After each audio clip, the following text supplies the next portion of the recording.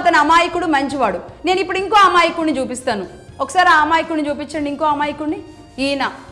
ఈ అమాయకుడు బాగా గుర్తుండే ఉంటాడు. సరిగ్గా 2 నెలలు కూడా కాలేదు.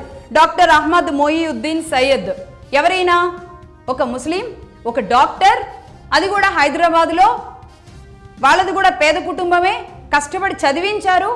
తల్లిదండ్రులు మంచోళ్ళు, అన్నదమ్ములు చాలా మంచోళ్ళు.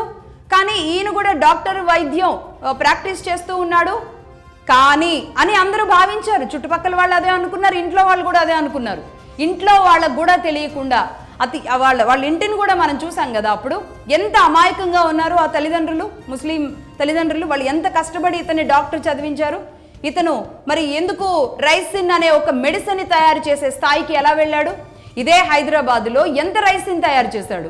ఆముదపు గింజల నుంచి ఒక విషాన్ని ఎలా తయారు చేశాడు?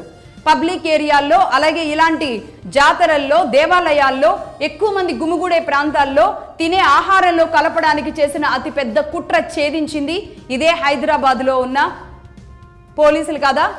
ఢిల్లీలో ఉన్న NIA కాదా? అంటే ఈ ఇది మనం 2 నెలలు కూడా కాకుండా ఎలా మర్చిపోయాం?